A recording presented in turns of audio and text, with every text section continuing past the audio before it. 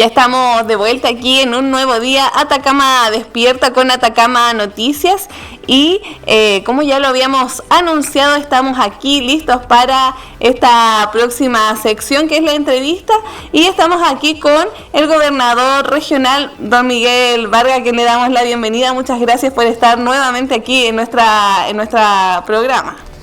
Hola Dayana, hola Carlos. ¿Cómo están? Buenos días. Gusto de saludarlos, muy buenos días.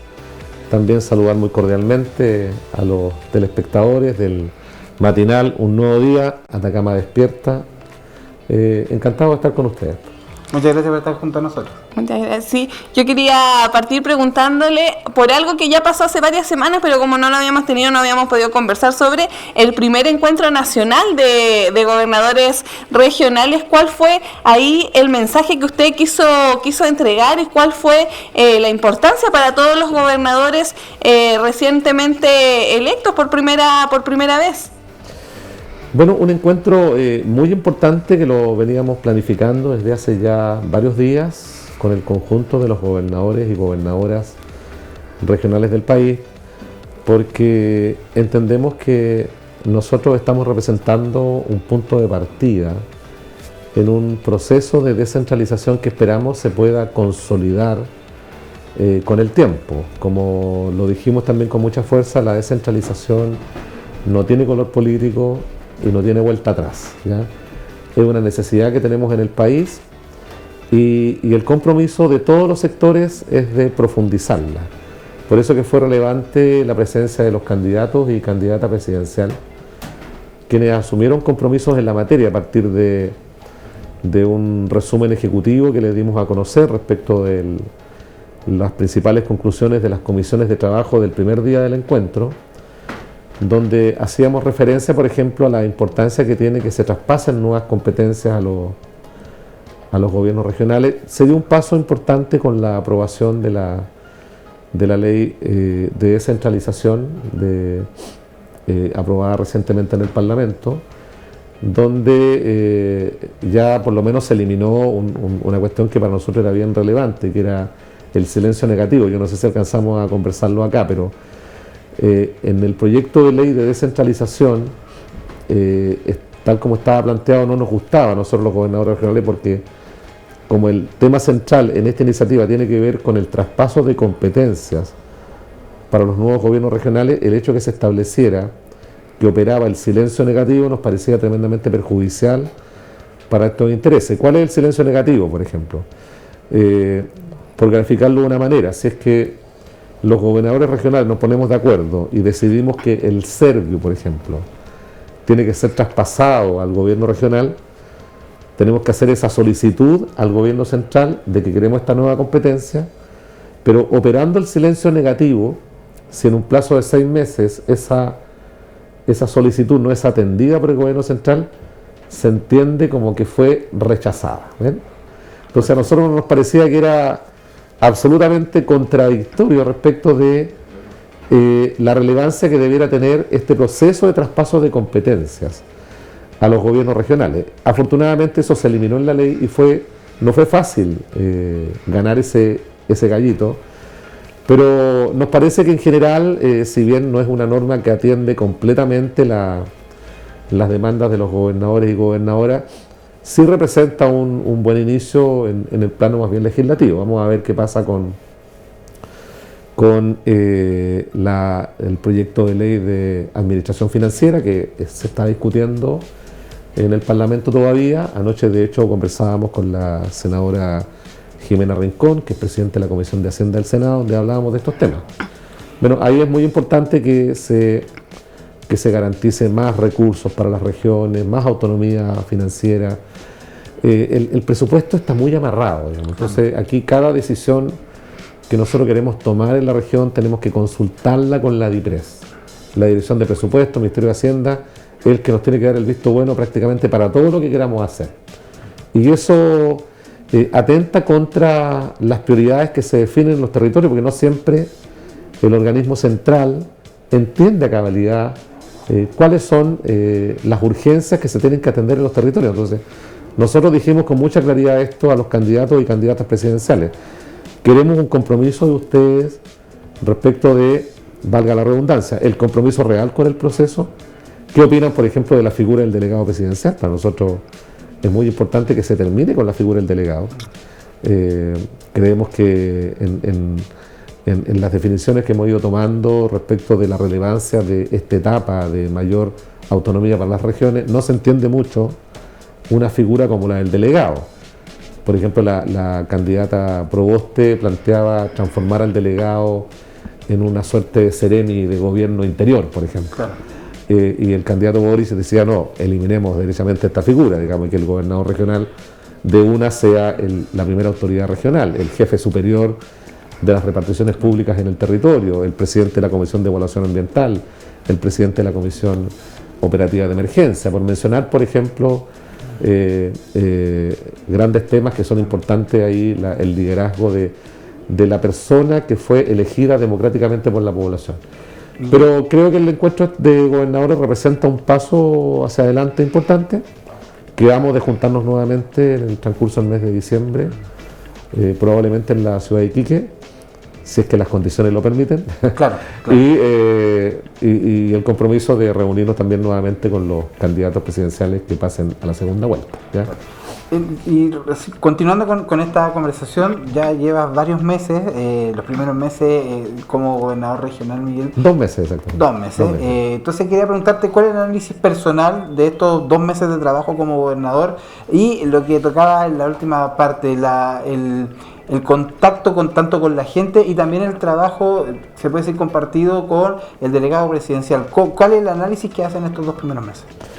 Bueno, aquí en Atacama hemos tratado de mantener la convivencia, porque tenemos que gobernar, tenemos que hacernos cargo de los problemas ciudadanos y hay competencias que están instaladas en el delegado, hay otras que están derechamente contempladas para el gobernador regional.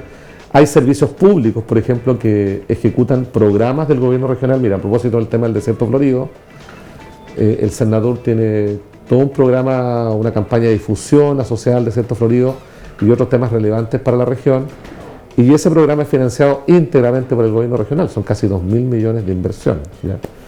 En el tema habitacional, por ejemplo, el gobierno regional traspasa todos los años al Serviu una cantidad importante de recursos. Durante este año fueron un poco más de 5.000 millones, y eso está contemplado en el convenio de programación entre el gobierno regional y el Ministerio de Vivienda. Entonces, independientemente de estas disputas que son más de carácter político respecto de quién ejerce el poder o quién es la principal autoridad en la región, bueno, ya está establecido por protocolo que la primera autoridad de la región es el gobernador regional. Pero más allá de las disputas que puedan haber en determinados temas, creo que tenemos la obligación de entendernos en la práctica, porque si no esto se va a transformar en un territorio ingobernable, digamos, y los servicios que operan recursos del gobierno regional necesitan tener esa claridad. Por ejemplo, el Cercotec, la Corfo, el FOSIS, la Comisión Nacional de Riego, el INDAP, todos estos organismos, el Cernatur, que son tan importantes en el territorio, funcionan en gran medida con los aportes del gobierno regional. La Corfo, por ejemplo, depende en un 80% del presupuesto que le entrega el gobierno regional. Entonces, es indudable que tenemos que tener la capacidad de entendernos para que los programas, los proyectos puedan desarrollarse sin mayor inconveniente. Entonces, claro. ¿En qué estamos? En el tema de la vivienda, que dijimos que iba a ser la principal prioridad para nuestro gobierno regional, estamos definiendo los alcances que tendrá el nuevo convenio de programación que vamos a firmar con el Ministerio. Porque el convenio que tenemos termina el 2022, yo les dije recién, permite aportar una X cantidad de recursos de parte de las arcas del gobierno regional para darle viabilidad a los proyectos habitacionales, porque el subsidio no alcanza para construir una vivienda social. En este nuevo convenio estamos definiendo, bueno, cuál va a ser el aporte que vamos a hacer como gobierno regional, y eso nos va a permitir darle a las familias que están esperando la vivienda social, darle la tranquilidad, la seguridad de que las viviendas se van a construir, ¿ya? Entonces, queremos aquí acelerar el tranco en materia de construcción de viviendas. Y lo mismo en el tema de los campamentos. Se lo estamos diciendo permanentemente a las familias de estos asentamientos, que tienen problemas serios, falta de agua, problemas de luz eléctrica, estamos avanzando rápidamente con el Serviu en precisar cuáles van a ser los alcances de un convenio de trabajo que vamos a establecer Gobierno Regional Serviu para garantizar, por ejemplo, que los proyectos de urbanización de campamentos, en el caso que se decida cuáles van a ser radicados, avanzar con celeridad en esos proyectos de urbanización.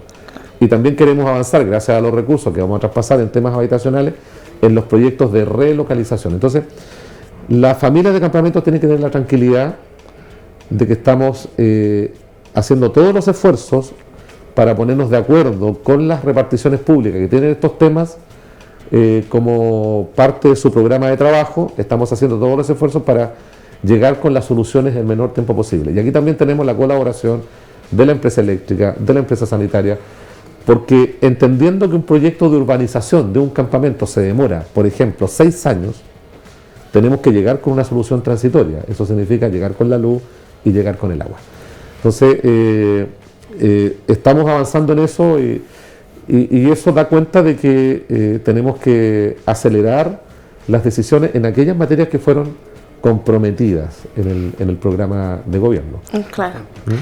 Gobernador, otro de los temas que usted ha dado a conocer es sobre el decreto de emergencia agrícola y que Atacama sea considerada en esta. ¿Qué significa este decreto y cuál sería la importancia que tendría para la región si se nos considerara? Atacama sufre los efectos de la escasez hídrica. Es cosa de ver el embalse Santa Juana, de ver el embalse Lautaro, es cosa de escuchar la opinión de los agricultores, de los distintos sectores que tenemos en la cuenca del río Copiapó, también en la cuenca del río Huasco. No se entiende mucho por qué la región fue dejada fuera, ¿cierto?, de la aplicabilidad de este decreto de escasez hídrica. Solicitamos que se reconsidere esta situación con los gremios respectivos, con la PECO y los pequeños agricultores, sobre todo en la cuenca del río Copiapó. Esperamos que esta petición sea acogida por las autoridades centrales. Aquí tenemos otra evidencia de que todo tiene que ser resuelto en Santiago. Entonces, ¿cómo puede ser posible que decisiones de esta naturaleza tengamos que esperar que en el nivel central se convenzan de que sí es necesario aplicarla, cuando somos nosotros los que conocemos la realidad y sabemos cuál es el momento más oportuno para aplicar una u otra medida, ¿ya? Entonces, un decreto de escasez hídrica facilita la tramitación, por ejemplo, de programas, facilita o entrega más recursos para mejorar algunas líneas de acción que se están implementando, por ejemplo, los programas del INDAP, los programas de la Comisión Nacional de Riego, los programas del SAC. A veces los trámites administrativos asociados a estos programas hacen que la entrega de los beneficios sea mucho más lenta. Entonces, con un decreto de escasez hídrica, esa tramitación se agiliza y además llegan más recursos y se facilita también los convenios con el gobierno regional. Entonces, es conveniente bajo todo punto de vista. No va a resolver todos los problemas, porque aquí el gran problema es que falta agua, digamos, ¿no? Y tiene que llover más, ¿cierto? Y para que tengamos los embalses en su máxima capacidad y no tengamos dificultades con el riego, fundamentalmente para los pequeños agricultores. Pero estas decisiones de carácter administrativo son un paliativo, ayudan a tomar decisiones, a contar con más recursos para poder enfrentar situaciones más críticas o de emergencia. Miguel, en nuestro matinal vimos primero, en el bloque anterior, nuestro portal, y ahí salía el tema del desierto florido, que estaba tu opinión en relación a esta situación, principalmente tomando en cuenta el proyecto que dio a conocer el delegado presidencial el lunes, si no me equivoco, sobre este riego en algunos sectores para tener desierto florido durante todos los años, y que tú decías que te preocupaba esta situación por el tema del nombramiento como patrimonio natural del desierto. Básicamente quiero que nos cuentes sobre esta situación, y lo otro, quería preguntarte sobre eso, porque al parecer hay un tema comunicacional, ¿no debe haber conversado primero contigo el delegado presidencial para saber tu opinión y no tener esta diferencia de opinión a través de los medios de comunicación? A ver, mira, en estas cosas siempre hay que consultar a los expertos, ¿no? Nosotros tenemos aquí una comisión regional del desierto florido donde participan todas las reparticiones públicas que tienen algún grado de vinculación con este fenómeno natural, la CONAF, Medio Ambiente, el servicio agrícola y ganadero, las universidades, los municipios, la academia, y todos coincidimos en que lo que tenemos que hacer fundamentalmente es proteger el desierto florido, ¿ya? Y estamos en eso, en la definición de zonas de protección. Y aquí se planteó en algún momento esta idea de declarar al desierto florido como patrimonio de la humanidad. Y se empezó la tramitación respecto de esto. Han existido algunas dificultades en esta materia, pero queremos perseverar en esta línea. Porque el desierto florido, bueno, es un fenómeno natural, quiero decirlo así derechamente, natural, ¿ya? La naturaleza no es llegar e intervenirla. Para tomar decisiones de este tipo tenemos que investigar, tenemos que saber cuáles son los riesgos asociados a una intervención de carácter artificial. Entonces, antes de anunciar este tipo de medidas, es bueno consultar a la gente que es especializada, que es experta en la materia. Bueno, este anuncio generó una polémica inusitada en las redes sociales, y la gran mayoría de los expertos e investigadores coincidió en que no era una buena idea, porque la gracia del desierto florido, por decirlo de una manera, es que precisamente se trata de un fenómeno natural. Ese es el encanto que tiene, ¿no? Y es lo que entusiasma, y en buena hora lo tenemos aquí en esta región, y es nuestro, y podemos valorarlo, podemos apreciarlo. Entonces nosotros hemos dicho, nos vamos a ir por el camino de la conservación o de la protección, pero también vamos a ir por la vía del desarrollo turístico sustentable. Y aquí la protección no es solo tarea del Estado respecto de definir áreas de protección o de declarar el desierto patrimonio de la humanidad. Tiene que ser una tarea de todos. Porque ayer, por ejemplo, en la reunión de la Comisión del Desierto Florido, la alcaldesa Caldera nos decía, fuimos a un sector hacia el norte de Caldera, El Morao, creo que se llama el sector, y tenemos una floración importante. Y fuimos con los equipos municipales a hacer limpieza en el sector, se sacaron toneladas de basura. Y eso lo podemos ver en distintos lugares donde tenemos la floración. Entonces, tenemos que ser responsables también del punto de vista de nuestra conducta, ¿ya? Desde el acceso, desde el cuidado, no sacar las flores, evidentemente, no botar basura, no ingresar con el vehículo hacia el lugar donde está la floración. Hay huellas de moto, nos decían personas que han visitado estos lugares, aquí en Travesía, en el norte de Caldera. Probablemente en el mes de octubre tengamos floración en otros lugares de la región, hacia el norte, en Chañaral, probablemente también en la provincia del Huasco, Llanos de Challe, en la comuna de Huasco, probablemente también en Chañaral de Aceituno y el borde costero de la comuna de Freirina. Claro. Pero este fenómeno es tan nuestro que tenemos que cuidarlo, tenemos que ser muy responsables. Entonces, a mí me gustaría, evidentemente, tener mayor información respecto de cuál es el fundamento de la iniciativa que planteó el delegado presidencial con el CERMI de Agricultura. Entre paréntesis, anoche también escuché en televisión a la ministra y no le pareció una muy buena idea, de acuerdo a lo que dijo la propia autoridad del ramo o sectorial, digamos, la ministra de Agricultura. Entonces, yo creo que estas cosas hay que abordarlas con más seriedad, con más responsabilidad, porque con la naturaleza no podemos experimentar, ¿ya? La naturaleza hay que cuidarla. Entonces yo creo que ese es el mensaje que queremos instalar como gobierno regional. Gobernador, hay otro tema bien importante que lo vimos en los medios, en Tierra Amarilla, dando inicio a un trabajo de un centro terapéutico de rehabilitación para alcohólicos y personas con problemas con las drogas, ¿verdad? Y yo le quería preguntar cómo se ve este tema a nivel regional del consumo de drogas, y cómo va a ayudar este centro terapéutico en ese sentido.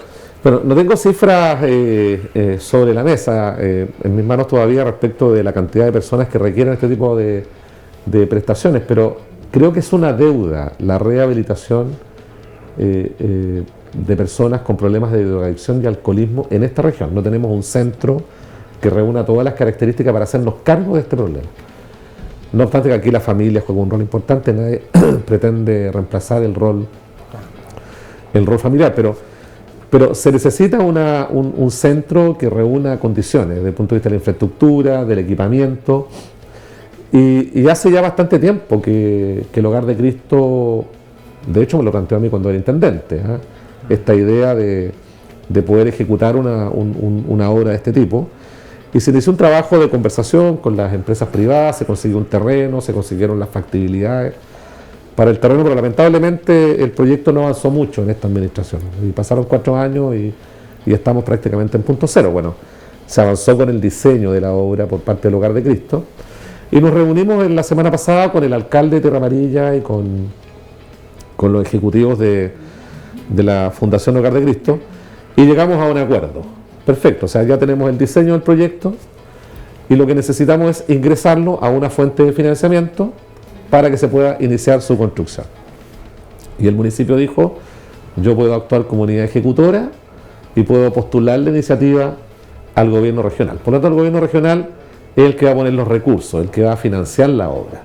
Y el Hogar de Cristo se va a hacer cargo de la operación. Entonces, el gobierno regional financia la construcción y el equipamiento. Estamos hablando de una inversión de casi 4.000 millones en la comuna de Tierra Amarilla, un centro estándar que reúne todas las características para desarrollar una buena atención en estas materias y es hacerse cargo de esta deuda que tiene la región de Atacama. Además es un compromiso personal también, yo lo manifesté en campaña, también lo dije en mi discurso inicial, tenemos que trabajar en una obra de este tipo.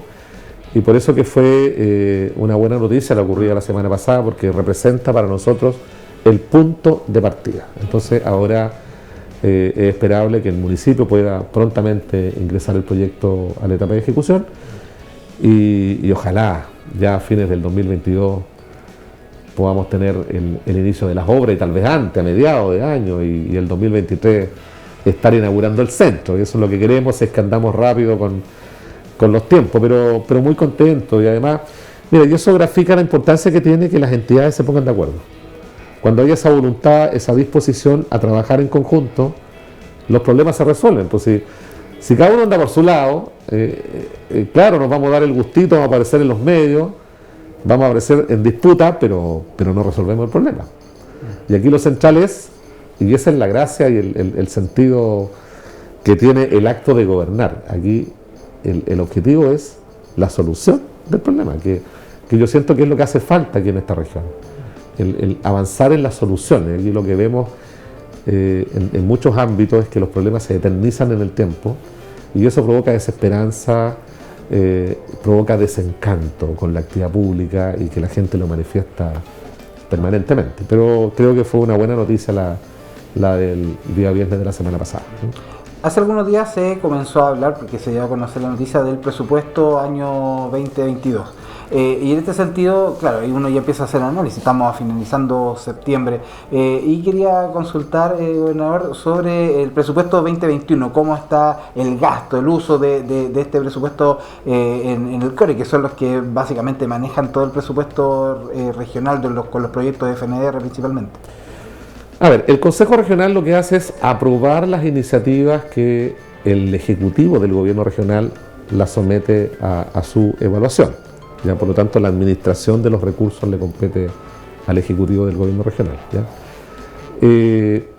Nosotros heredamos una ejecución presupuestaria bastante deficiente, ya quiero decirlo con todas sus letras, y que es una realidad también a nivel país. Por lo tanto, no vamos a aceptar así en buenos términos que nos endosen a nosotros la responsabilidad del gasto de aquí a fin de año, pero no obstante eso vamos a hacer un esfuerzo con tal de revertir la curva. Afortunadamente en la región creo que tenemos condiciones adecuadas como para pensar que vamos a llegar a un 100% del gasto de los recursos al mes de diciembre. Ya al mes de agosto estamos cerca del 50%, lo que representa un aumento de más de 15 puntos respecto del comportamiento del año pasado. El año pasado al mes de agosto no superábamos el 30%, el 32% del gasto. ¿Ya? Por lo tanto, somos optimistas respecto de cómo vamos a seguir con el gasto de aquí a fin de año. Ahora, esto supone articularnos muy bien con las unidades técnicas, porque quienes gastan los recursos son quienes postulan los proyectos a la fuente de financiamiento del gobierno regional, los municipios, preferentemente algunos servicios públicos. Gran parte de las obras están comprometidas en convenios de programación, por ejemplo en salud. Hay una inversión planificada para la región de Atacama gigantesca de de casi 150.000 millones de pesos. De hecho, hace poco ocurrió también otra noticia importante. Iniciamos o firmamos el contrato con la empresa que se adjudicó el diseño del centro oncológico de Atacama, que va a estar alojado en el hospital regional, una obra que nos va a costar casi 20.000 millones de pesos, que va a ser financiada íntegramente por el gobierno regional de Atacama. Entonces, dimos un primer paso, porque si tenemos un diseño, podemos respirar, vamos a tener la obra. ¿Te das cuenta? Entonces, eso para que también la gente entienda que los proyectos son de largo aliento. Las iniciativas, desde que se piensan hasta que se materializan, pasan 5 o 6 años. Pero lo importante es que en el intertanto se tomen las decisiones adecuadas para que podamos llegar a tiempo y podamos ejecutar las obras y podamos tener gastos, ¿ya? Porque si no hay obra, no hay gasto. Entonces, es un conjunto de acciones que hay que implementar, hay que coordinarse con las unidades técnicas para que nos vaya bien. Entonces, ese es un desafío que tenemos en la región, ¿ya? Para este gobierno regional, el gasto eficiente de los recursos públicos es prioridad número 1. Gobernador, el próximo noviembre se nos vienen de nuevo elecciones y dentro de ellas las de los consejeros regionales. ¿Cuáles son sus expectativas para poder trabajar con los consejeros que vayan a salir y cómo va a ser este trabajo, cómo ver las próximas elecciones de noviembre? Bueno, todas las elecciones son importantes porque es la oportunidad que tiene la ciudadanía de expresar su opinión, de evaluar también cómo ha sido el desempeño de algunas autoridades. Hay consejeros y consejeras que van a la reelección, hay gente joven también que está postulando a estos cargos, tenemos elecciones presidenciales, tenemos elecciones también de diputados y diputadas aquí en la región de Atacama, aquí no tenemos elección de senadores y senadoras, pero bueno, siempre es importante que la ciudadanía participe, se involucre, opine. La mejor forma de participar en democracia es a través de los actos electorales, en donde ahí tenemos la posibilidad de marcar nuestra preferencia o de apostar por quien pensamos que lo puede hacer mejor, ¿ya? Y tendremos que gobernar con los que ganen o con las que ganen, si aquí el soberano es el pueblo, ¿cierto? Es la ciudadanía, ¿eh? Y con el Consejo Regional que se conforme ya después del 21 de noviembre tendremos que trabajar para sacar adelante los proyectos y todas las iniciativas de inversión que son tan importantes para que la región siga creciendo, siga desarrollándose, siga generando puestos de trabajo. Ojalá sea una elección participativa. Siempre se habla mucho después de cada elección de la baja participación. Claro. No sé si vamos a tener el voto obligatorio, pero esperamos que la ciudadanía se involucre y vaya a las urnas, porque es sano para nuestra democracia tener una gran participación de los ciudadanos y ciudadanas. ¿Usted ya tiene claro quién va a votar? No lo va a decir, pero ¿lo tiene claro o todavía está observando? No, uno ya tiene claridad respecto de cuáles son sus inclinaciones en materia electoral, pero lo relevante siempre es que los que salgan electos tengan también ese respaldo que lo da el voto de las personas, ¿no? Perfecto. Miguel, te queremos agradecer por haber estado junto a nosotros acá en el matinal y obviamente las puertas están abiertas para cualquier otro día para poder conversar de temas tan importantes que afectan y que son tan relevantes para toda la región de Atacama. Muchas gracias.